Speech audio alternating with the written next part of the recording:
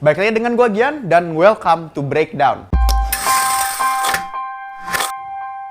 Dan sekarang gue mau bahas film yang berjudul Aquaman.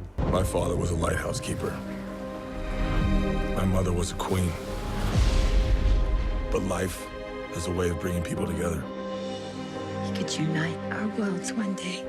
I've been looking for you.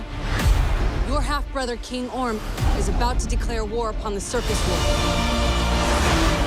Welcome home.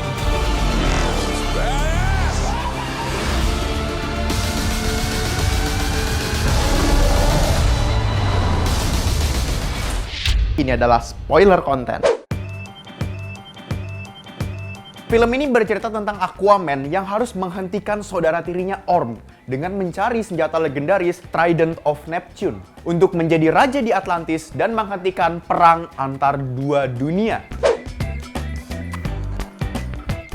Oke, kita masuk ke dalam plot. Ini adalah film epic fantasy dengan monster dan dunia laut yang sangat asing mengalienkan dunia Atlantis. Karena itu, gue bisa bilang film ini jadi cukup mendongengkan kisahnya sehingga membuat gue saat nonton kembali lagi sedikit menjadi anak kecil. Karena disodorkan dengan wonders dan dunia yang sangat baru, secara visual disodorkan dengan sangat imajinatif. Gue akan membedah 3 hal dalam Aquaman yang impact-nya sangat kuat di dalam diri gue saat gue nonton. Dan ini melibatkan 3 stage dalam lahirnya seorang hero, di mana terdiri dari hero origin introduction, hero versus god, hero campaign storytelling. Ini sebenarnya plot yang sangat gue harapkan waktu gue nonton film Wiro Sableng saat ada quest mencari senjata legendaris. Dan tokoh utama yang memiliki kekuatan super, namun tidak tahu limit dan potensi kekuatannya. Apa yang lebih menarik dari cerita tentang seseorang yang memiliki kekuatan seperti dewa, namun dia belum menyadari hal itu? Penonton akan menanti keajaiban yang tak terduga, sama seperti tokoh utama di dalam filmnya. Langsung masuk ke poin nomor 1,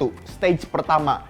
Hero origin of introduction, di mana dia harus menjadi yang pertama. Kita lihat contoh-contohnya yang menggunakan formula ini. Ezio Auditore, dia adalah assassin pertama yang liberal. Batman, dia adalah manusia pertama yang memimpin jajaran superhero. Spawn, dia adalah minion yang membela tuannya dan mendukung hal yang baik. Tokoh utama kita akan menjadi yang pertama.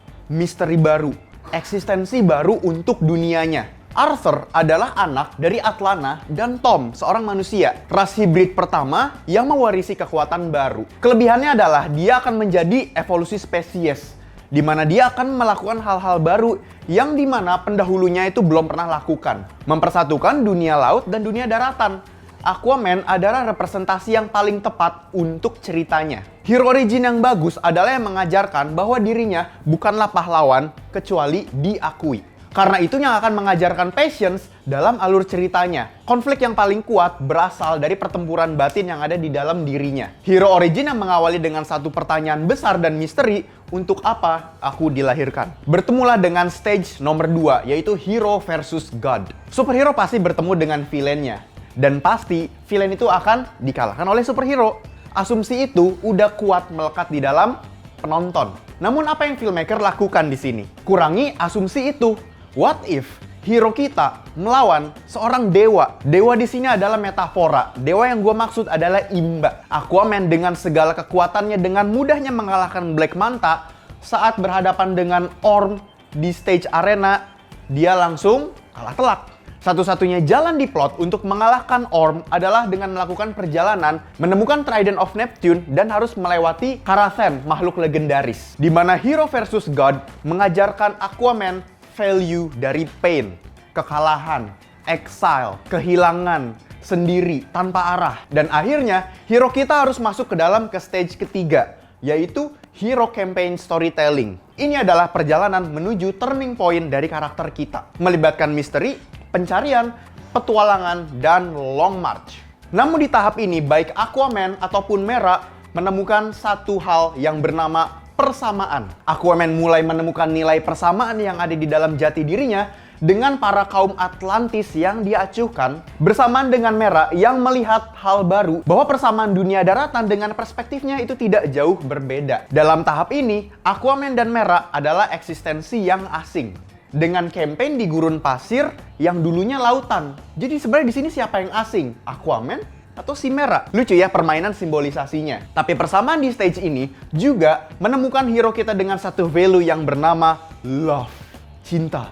Makanya selain love interest antara Aquaman dan Mera muncul, di tahap ketiga ini di-reveal juga kasih sayang dan loyalitas yang hadir di dalam dirinya Vulko yang mengajarkan semua value tentang loyalitas dan cara bertarung ke Aquaman juga ke ibunya. Dan di stage ketiga ini juga Aquaman bertemu dengan ibunya untuk menuju konklusi dalam plot sekalian resolusi untuk mengalahkan Orm, di mana di campaign itu akhirnya bertemu dengan Karathen dan mengambil Trident of Neptune dan akhirnya menjadi Aquaman dengan full kostumnya. Detail kecil yang diselipkan ke storyline dengan monster dan epic fantasy yang secara visual seperti Pandora yang ada di dalam Avatar dan petualangan seperti menuju Mordor yang ada di Lord of the Ring. Dengan 3 stage untuk hero kita, yang satu mengajarkan untuk patience, yang kedua mengajarkan untuk pain, dan yang ketiga mengajarkan untuk love.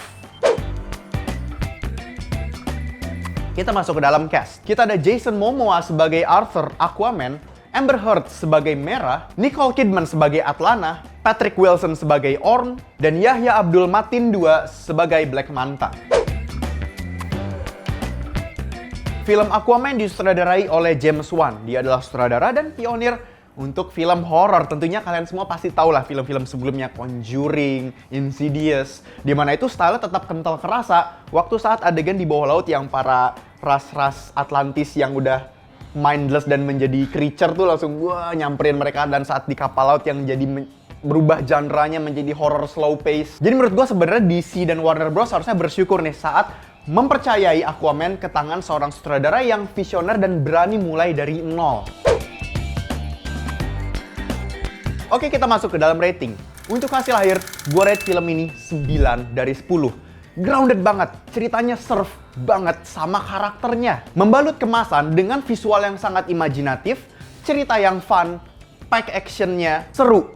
Namun di balik itu, ada 3 stage of heroism yang diselipkan sutradara ke dalam plot ceritanya. Kalau misalnya kita lihat juga, di film ini nggak ada yang sepenuhnya jahat dan nggak ada yang sepenuhnya baik. Sangat fluktual. Film ini mengenalkan gua ke karakter yang akan berkembang. Dimana dalam sequel, gua nggak akan tahu nih, karakter ini akan fluktual menjadi baik tetap atau malah menjadi jahat. Karena mereka berkembang bersama ceritanya. Itu menurut gua kenapa si James Wan memulai semuanya dari nol. Karena dia punya kanvas yang sangat besar, karena kanvasnya kosong. Bayangin kalau dia mengambil cerita dari sesuatu yang udah pernah dibikin, udah banyak referensinya. Kebebasan dalam memberikan statement dan memberikan style makin sempit. Oke, cukup sekian untuk review gue kali ini. Kalau misal lo punya pendapat soal review gue, silahkan share pendapat lo di kolom komentar bawah. Kalau misalnya kalian punya pendapat sendiri tentang film Aquaman atau rating sendiri tentang film ini, silahkan share pendapat kalian di kolom komentar bawah. Jangan lupa like, comment, dan subscribe ke channel Kincir Cinema Club. Dan kalau juga lu suka dengan mengetik review film, lu bisa cek ke website kincir.com. Karena di situ kita ada review artikel film. Dan di situ lu boleh tulis di kolom reviewnya kesan kalian, pendapat kalian tentang film Aquaman. Dan lu juga boleh banget share di kolom komentar film apa yang mau gue breakdown di Natal dan Tahun Baru. Nanti sekiranya film yang menarik dibahas akan gue breakdown di special episode Tahun Baru. Dan jangan lupa share video ini ke teman-teman lo yang fanboy, yang DC banget, atau mungkin yang Marvel banget, atau mungkin yang orang suka dengan fantasy, action, superhero genre. Dan ayo kita breakdown film selanjutnya bersama gue Gian. Dadah!